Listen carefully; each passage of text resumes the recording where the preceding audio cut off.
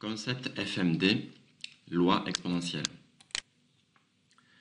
Donc la fonction fiabilité va pouvoir se modéliser par une loi exponentielle lorsque nous serons sur la phase de maturité de la machine.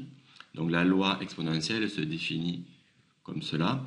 La loi exponentielle, c'est la loi suivie par la variable aléatoire z lorsque le taux d'avarie ou taux de défaillance est constant.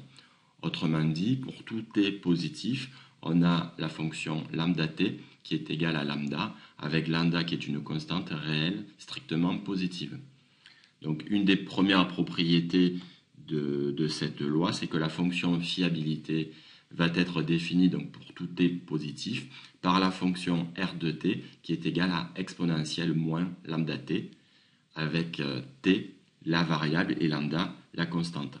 On a donc sa densité de probabilité qui sera définie par la fonction petit f de t qui sera égale à lambda fois exponentielle moins lambda t. Donc on a sur ce graphique la représentation de la densité de probabilité. On a la partie ici sous la courbe qui représente la fonction de répartition, donc f de t, la probabilité de défaillance qui est égale à l'intégrale de 0 à t de sa densité de probabilité. Et on a la fonction de fiabilité ici qui est égale à l'intégrale de t à plus l'infini.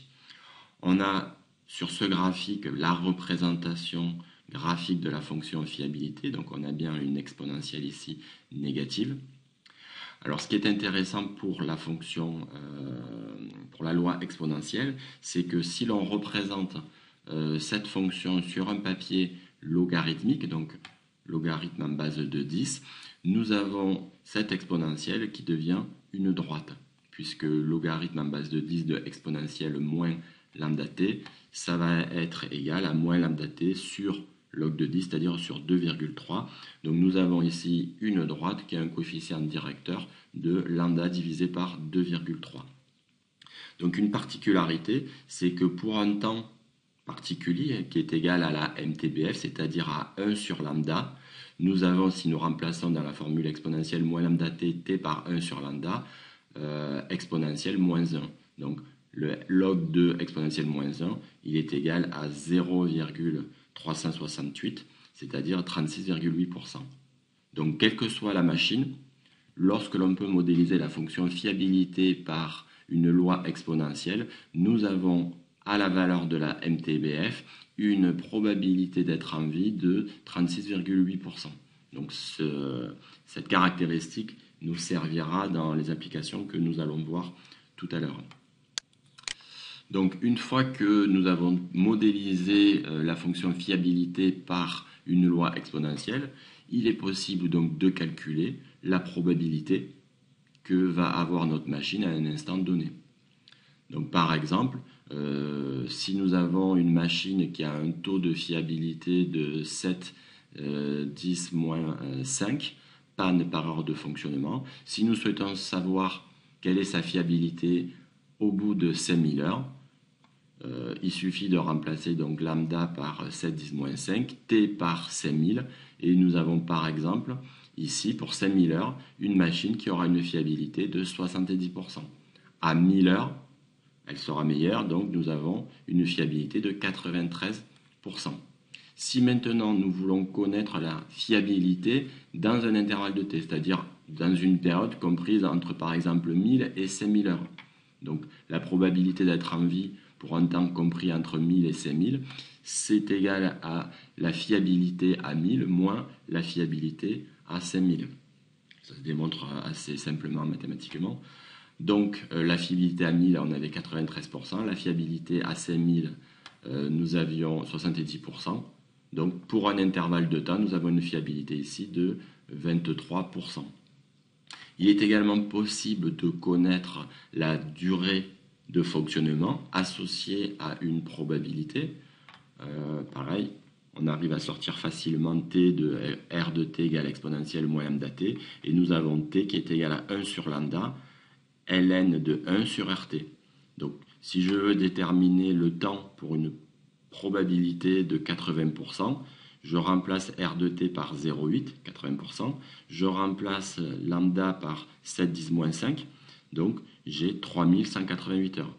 Ce qui veut dire que arriver à 3000 sur un intervalle de 0 à 3188 heures, j'ai une probabilité de 80%. Donc nous allons faire une deuxième application. Donc nous allons imaginer une machine pour laquelle nous avons un historique et nous avons identifié des défaillances. Donc là, nous avons fait un échantillonnage de 0 à 1000 heures de fonctionnement. Et pour chaque classe, nous avons ici le nombre de défaillances.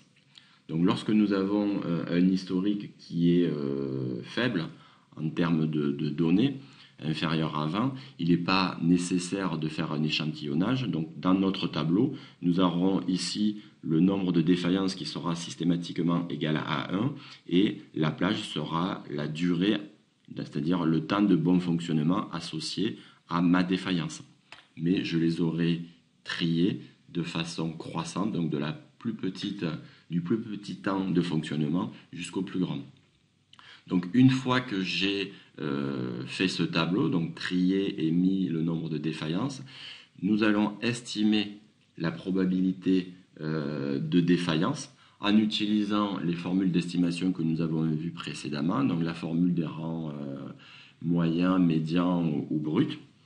Donc ici, nous avons 25 défaillances, donc nous utilisons la formule des rangs médians, donc qui est la somme des NI sur N plus 1. Donc nous allons estimer FT pour 6 défaillances quand je suis sur la plage 1. Quand je suis sur la plage 2, j'ai 6 plus 6, c'est-à-dire 12 défaillances. Donc le FTI est égal à 12 sur grand N, c'est-à-dire 25 plus 1 défaillance. Et ainsi de suite. Une fois que j'ai rempli la ligne des FTI, je m'assure que j'ai bien un FTI qui est croissant. D'accord ? Je ne dois pas avoir une fonction ici qui est décroissante, ou qui varie, et qui monte et qui descend, c'est que j'ai fait une erreur.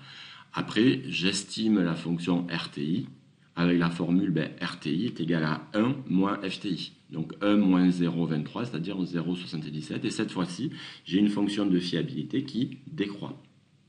Donc une fois que j'ai ces valeurs, je n'ai plus qu'à placer les coupes de points, donc RTI et la fin de mon intervalle ou mon TBF quand je n'ai pas fait de plage de variation, sur un papier semi-logarithmique.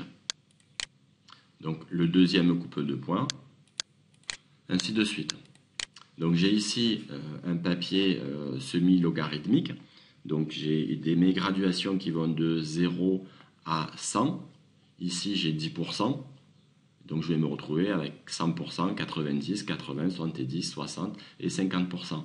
Donc je vais placer les points de tout à l'heure. Donc le premier point, c'était le point pour t égale 100, la fin de ma plage, où ça serait mon TBF, et à côté, ma fiabilité qui était de 70%. Je place mon deuxième point, qui était à 200 heures, avec une fiabilité de 54%, et ainsi de suite. Donc si ma machine est sur sa phase de maturité, donc j'ai un lambda qui est constant, donc mes points doivent être globalement alignés. Donc je prends ma règle et je fais passer une droite qui passe par le maximum de points. Donc une fois que j'ai cette droite, je peux affirmer que ma loi est exponentielle et je vais pouvoir en déduire graphiquement ma MTBF. Donc il suffit de se placer sur l'axe des ordonnées à 36,8%. Donc je suis ici, 36,8%. Je viens couper ma droite, je redescends et je vais avoir ici ma MTBF, c'est-à-dire 1 sur lambda. D'accord ? Donc dans cet exercice, pour 36,8, j'ai une MTBF de à peu près 270 heures. Donc pour déterminer le taux de défaillance, je fais 1 sur 270 et j'ai déterminé le taux de défaillance. Donc pour résumer, pour vérifier qu'une loi est exponentielle, j'utilise un papier semi-logarithmique. Mes coupes de points TI, RTI doivent être alignées. Une fois que j'ai tracé la droite, je me place a une fiabilité de 36,8% et le point qui est à l'intersection de la droite va me donner sur l'axe des abscisses la valeur de ma MTBF et 1 sur ma MTBF me donnera la valeur de mon lambda. À partir de cette valeur de lambda, je connais parfaitement ma loi de fiabilité R de T et il m'est possible de déterminer la fiabilité à un instant donné ou de déterminer l'instant pour une fiabilité donnée.